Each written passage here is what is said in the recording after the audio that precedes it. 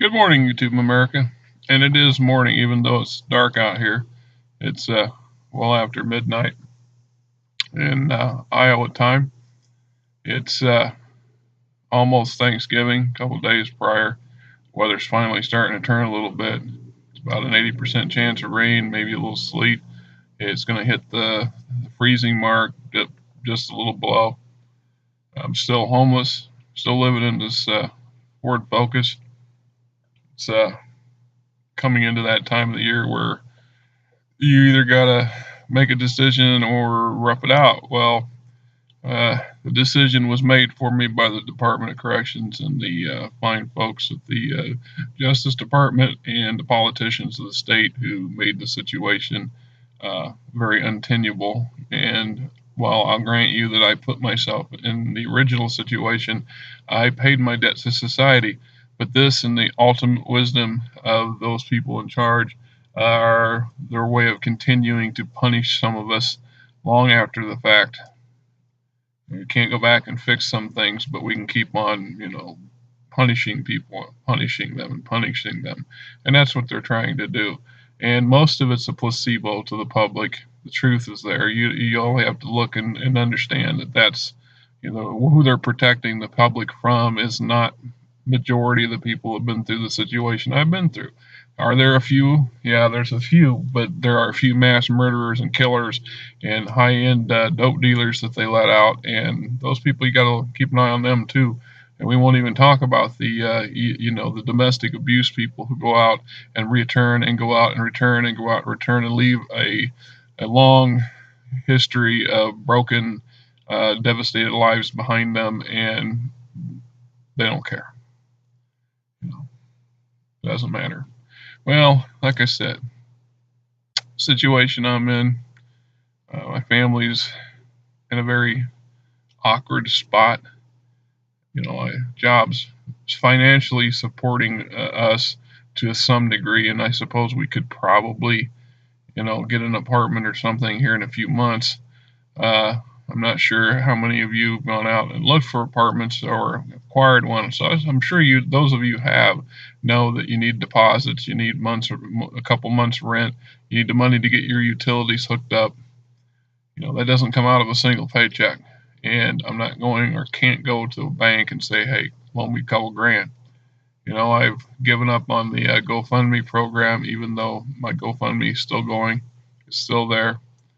Uh, there's not even one penny, not $1 on it. Well, that's okay. You know, the odds are at 10 years from now, 5 years from now, well, a few hundred visitors have previewed this and talked about it. Maybe I'll get a few hits, but hey, so far I've made 6 cents off of the so-called advertising. It's a wonder how these people manage to pull it off. There's got to be a gimmick. And I don't get well. I guess I get it, but at the same time, this is real life. What I'm dealing with here is the real McCoy. There's no gimmick involved. Maybe that's the problem. Maybe it's not sensational enough. Maybe if I was wearing a bulletproof vest and let my cousin shoot at me like a moron, like I've seen on other television, or do some high-end grandstanding. Now, if I was a beautiful homeless young lady, she'd have millions of viewers.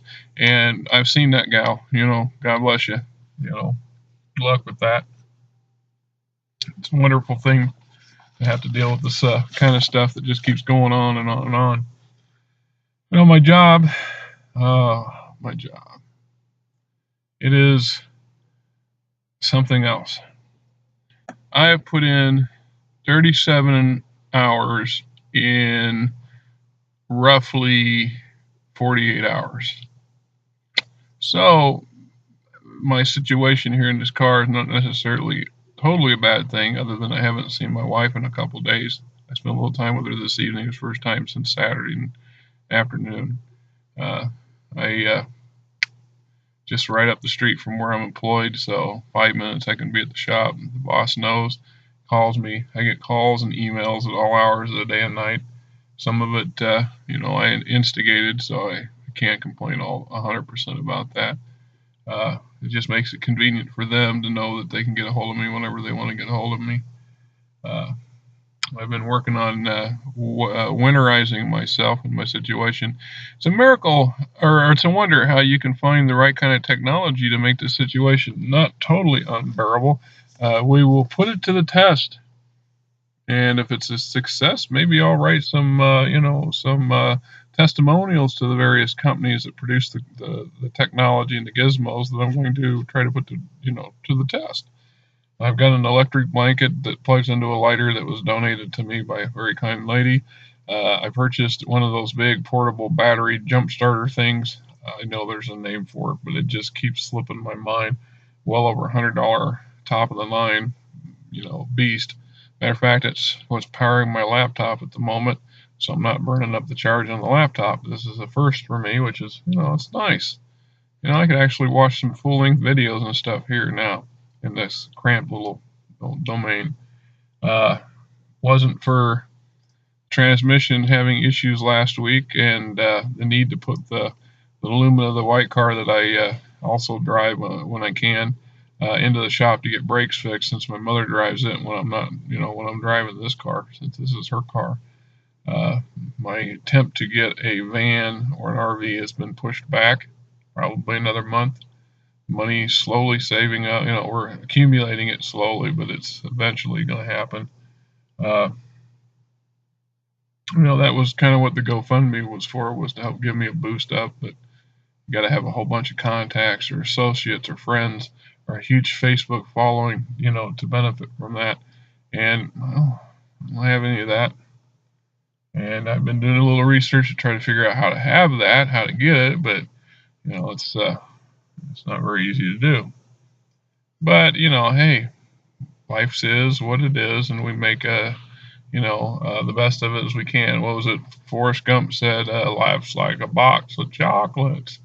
Yeah, and mine's the one that's got every other one of them bitten into by somebody, and you have no idea who bit into it.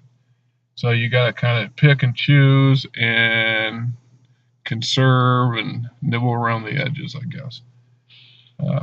I went down for my second attempt to get a Class 2 endorsement for my Class D chauffeur's license, and managed to botch it. Choked up at the same stop sign. The truck died, just like it did the first time. And even though everything else was satisfactory to the instructor, they say that if you kill the engine at a stop sign, that's impeding traffic, and you fail. So I can drive the truck. I've been driving it for a month. I have no problem driving it around town. No problem when don't have somebody staring over my shoulder. Got a couple of guys that drive right along with me who have their license, so I'm legally doing it, getting some experience. Guess I'm going to have to bite the bullet, spend $200 of my own money, so that'll push the van back further, to rent a big U-Haul van, with an automatic, to go take the test. Blow the test away with that. I wish I'd had the money or the forethought to have thought of that on the first one.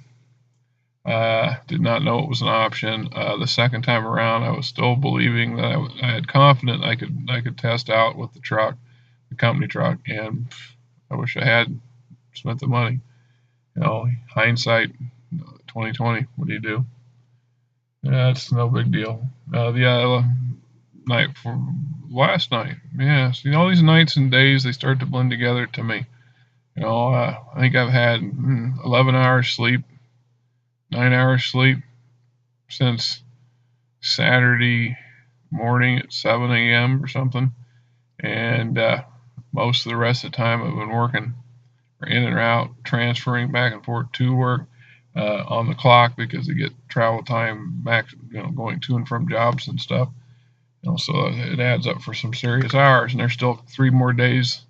We're getting Thursday off, an actual day off because of the holiday, and I'm grateful to be able to spend a little time with my family. It will be the first time in 14 years that I will actually have a holiday family meal with my small family. My extended family, well, You know a lot of that if you watch the videos that there's a lot of hate and discontent and bad juju still going on there, more on their part than on ours.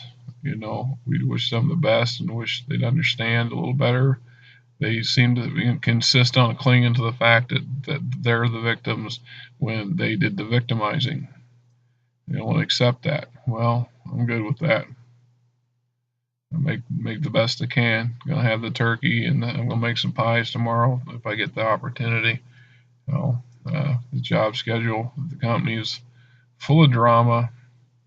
People quitting, people getting rehired, other people quitting.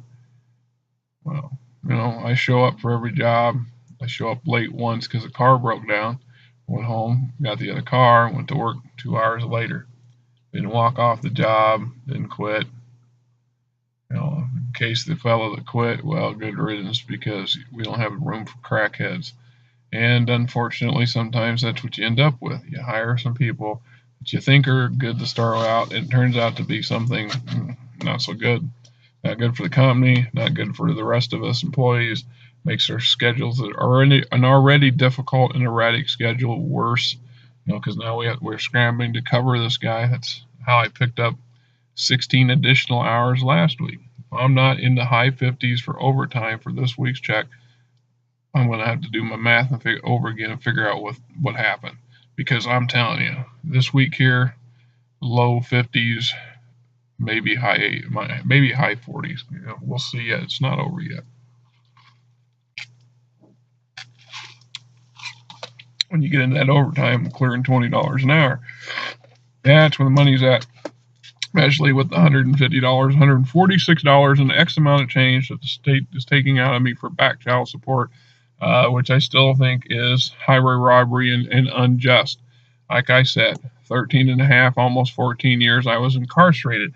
I did not have a job that paid more than 46 cents an hour. And how the Department of Human Services can, in their righteous mindset, figure that an incarcerated person making less than 50 cents an hour should be upheld to pay the $360 that they assessed me prior to going to prison in 2002. Yeah, 2002. I'm still trying to figure out how to address that. It may never get addressed. They're getting their money, $600 a month. There's my rent. It's the car. Still fighting to get my wife her Social Security or SSI, supplemental Social Security income. She has epilepsy, and it's gotten as she's gotten older, it's gotten worse. She's functionable, but she can't hold a job down. She just can't. Have one or two of these seizures a month, and it flips out everybody. And it's understandable. God bless her. I love her dearly. It's not her fault. It bothers her a lot. It bothered me a lot that I failed on the truck test. It bothers me that I'm in this situation. Not 100% of my own doing. It's not. This is not right, America. This is not right. And this is not justice and liberty. It's just not. What you're doing here is, well, it's downright Nazi-ish. And what's next? Who's going to be affected by something next? By this draconian mindset that's set in, this hysteria to try to protect our loved ones and our children and our neighbors from the monsters of the world, when your own government statistics tell you over and over again that the lion's share of those people you need to protect them from are not on the list. They haven't offended publicly, have not been caught. And truth is, 1 out of 2 of you, every other family has somebody in it, and 1 out of 3, somebody's doing something. 1 out of 20 are doing it right now at 1 o'clock in the morning, regardless of where you're at. literally millions of people. Kind of messed up world we live in. It's an unbroken chain. You know, my uncle's family violated him. He violated me and numerous of my cousins. You know, and I made a poor choice and put my own victim in a position that she shouldn't have been in. And the irony isn't lost on me that some of these things that people are going to prison for are retarded. They're really, really retarded. How do you wait till a young man who commits a so-called felony when he's 15 and his victim was 13? They wait till he's 18 to prosecute him so they can get him for with an adult number. How is that legal? Not a lawyer. Sounds questionable to me. You know, that was one of the members that was in my treatment group. I hope he's doing well. He's 21 years old, and he's dealing with a lot worse situation than I am. You know, he's got lifetime parole registry. He's got to deal with a lot of things I don't have to deal with. You know, but he's also got some advantages. He's young, and he gets something called a pro diem. I'm not sure if you know what that is, and you know what it is. It's a hard thing, a hard world to deal with, a hard thing to think about. You know, it's all good.